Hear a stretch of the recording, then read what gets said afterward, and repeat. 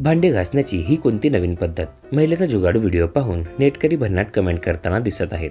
दरम्यान व्हिडिओत पुढे जाण्यापूर्वी चॅनलला सबस्क्राईब करायला विसरू नका. व्हायरल झालेला हा व्हिडिओ सोशल मीडियावर सध्या तुफान गाजतोय. या व्हिडिओत एक महिला भांडी घासताना दिसते. आता यात काय नवल असे म्हणणारे अनेक असतील, पण नवल हे की ती भांडी खूप अनोख्या पद्धतीने घासत आहे. साबणाने भांडी घासून झाल्यावर या महिलेने भांडी धुण्यासाठी एक अनोखा जुगाड शोधून काढला आहे. भांडी चकाचक घासून झाल्यावर ही महिला ज्या पाण्याने भांडी धुते ते पाणी तिच्या डोक्यावरून येते.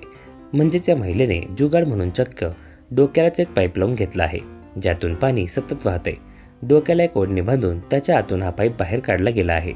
भांडी घासून झालं की नळ चालू बंद करायची कटकट न बाळगता ही महिला डोक्यावर लावलेल्या पाईपच्या सहाय्याने भांडी धुताना दिसते.